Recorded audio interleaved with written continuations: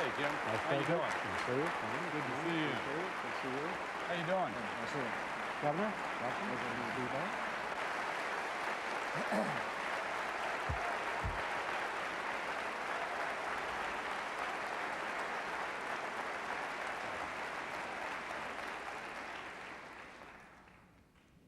What would make you the best candidate in office during the Middle East crisis? Our nation needs to be credible and strong. When we say we're somebody's friend, everybody's got to believe it. Israel's our friend, and we'll stand by Israel. We need to reach out to modern Arab nations as well, to build coalitions to keep the peace.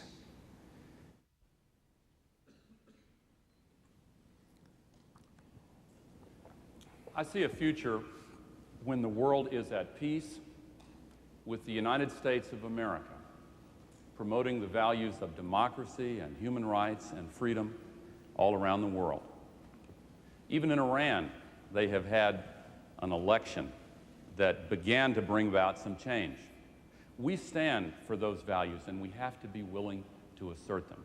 Right now, our military is the strongest in the entire history of the world. I pledge to you I will do whatever is necessary to make sure that it stays that way. In contest, I'd come in second. I readily admit I'm not. See, I think the mission has somewhat become fuzzy. Should I be fortunate enough to earn your confidence? The mission of the United States military will be to be prepared and ready to fight and win war, and therefore prevent war from happening in the first place. There may be some moments when we use our troops as peacekeepers, but not often. Just to finish briefly, I started to say that for the last 8 years I've been on the National Security Council and back and participate in the meetings that charted the President.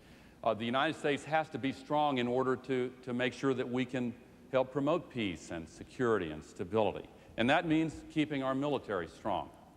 Now, I said earlier that we are the strongest military, but we need to continue improving readiness and making sure that our military personnel are adequately paid and that the combination of their pay and their benefits and their retirement as veterans is comparable to the stiff competition that's coming in this strong economy from the private sector.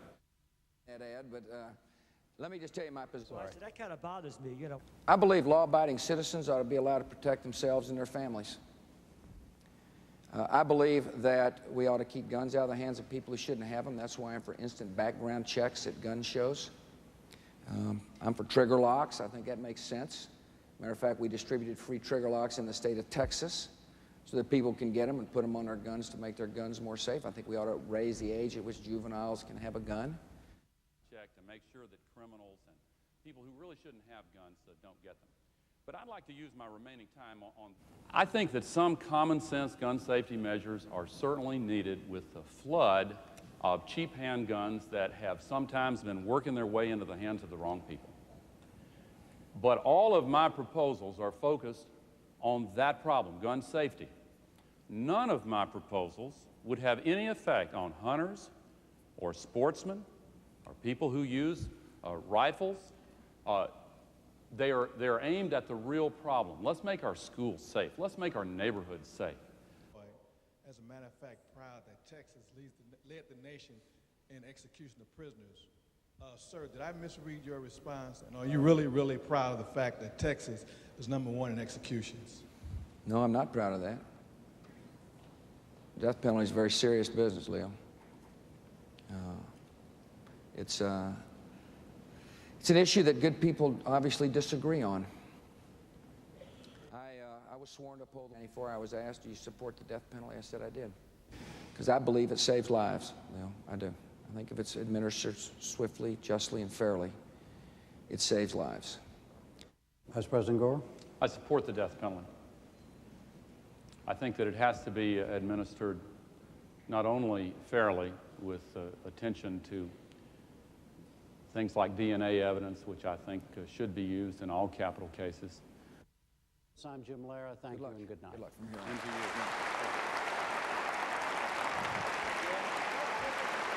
Vice President?